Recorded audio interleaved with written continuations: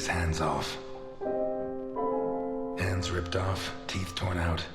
I guess I'll have to rule out criminal intent or a personal angle.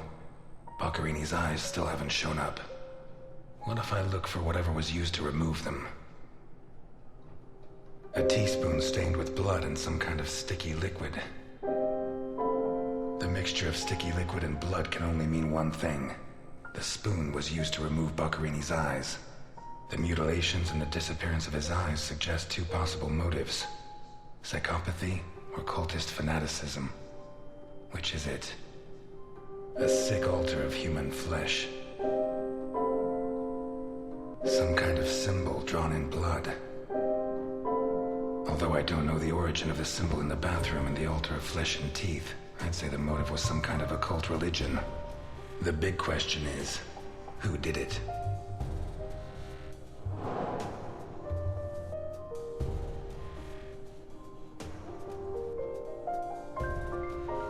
A broken whiskey glass found in the dining room.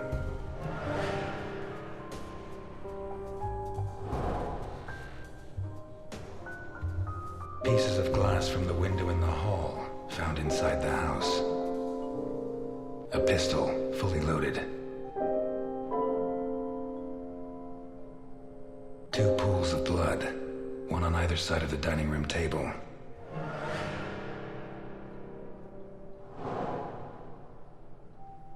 An open bottle of whiskey. Dirty plates, glasses, and silverware from a dinner for two. An open bottle of whiskey. I'd say Boccarini was drinking in the dining room when his assailant burst in through the window. Boccarini pulled his gun, but the murderer disarmed him before he could shoot. Where did the torture begin? Two pools of blood, one on either side of the dining room table. A broken table, scratched and covered in blood. A blood-stained wristwatch with the glass broken and the strap fastened.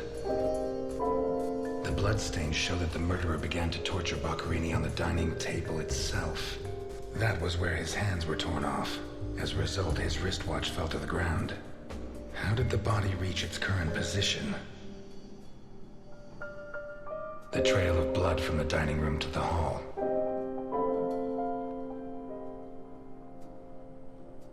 The lamp, torn off its brackets and blocking the stairs.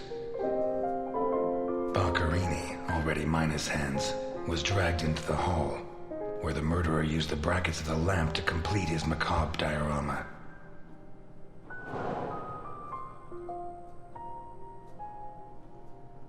A car with Vermont plates. The initials OB on a cigarette case. 1, it has Vermont plates. 2, it's too luxurious for a criminal of his standing. 3, the initials on the cigarette case don't match his name. The next possibility that needs to be ruled out is that the car was stolen. There should be evidence that there was someone else in the house. Dirty plates, glasses, and silverware from a dinner for two. The dirty dishes and glasses prove that Boccarini ate lasagna with one other person. Was Boccarini's guest still in the house when the murderer showed up?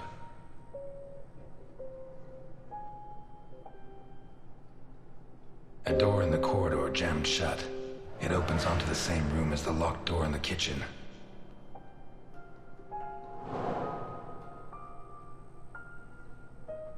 A broken whiskey glass found in the dining room.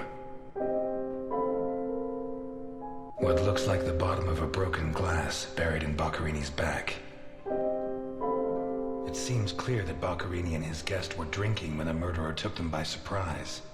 The real question is, what happened to the witness? Did they escape? Did the murderer take them? Or are they still in the house?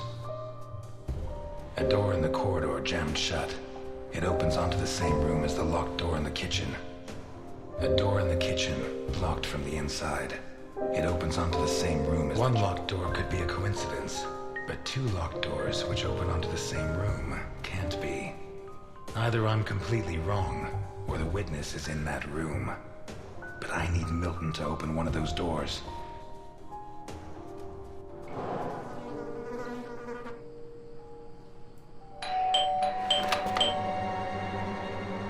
Mr. Ness, can you open the door for me?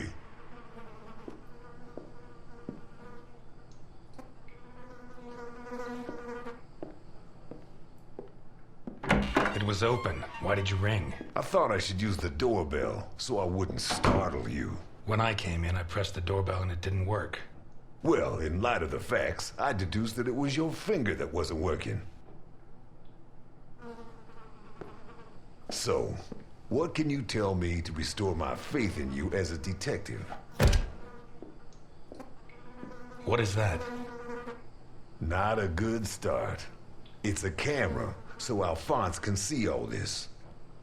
All right. Follow me. Boccherini had company for dinner. Someone from Vermont with the initials OB.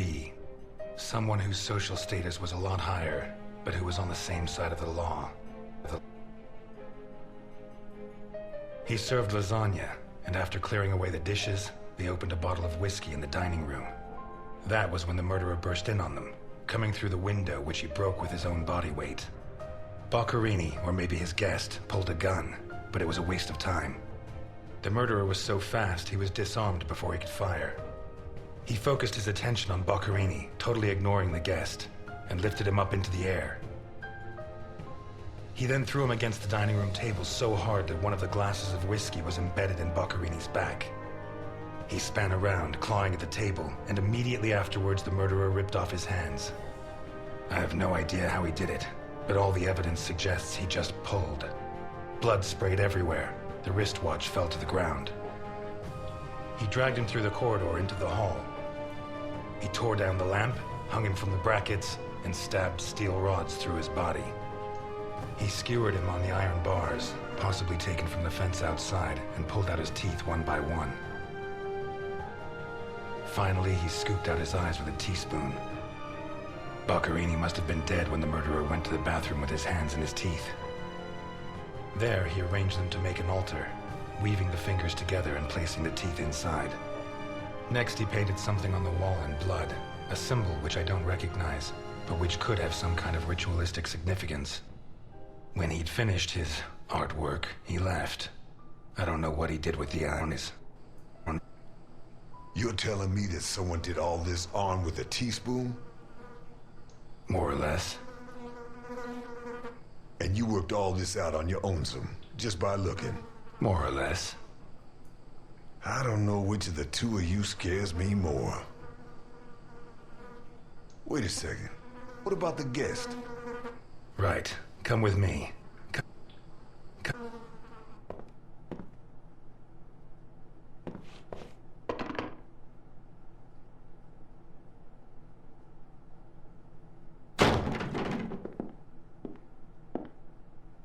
Nothing. Turns out Mr. Untouchable isn't infallible. But you were close. Congratulations. This must be Boccherini's office. Let's take a quick look around. All yours.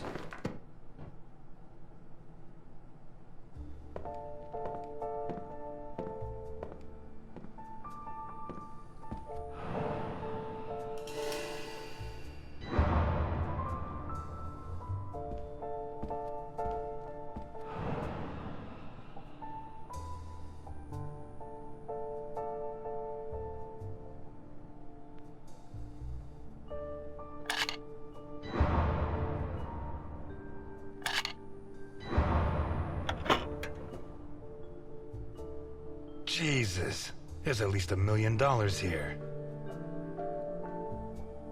Mm-hmm. Boccherini's? I'd be surprised. Probably his guests, and I doubt it was to pay Boccherini for his services. None of his forgeries are worth that much.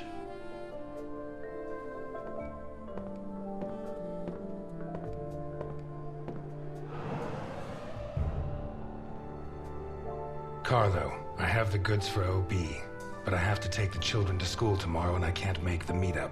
Friday, same time, same place. It's signed N.I.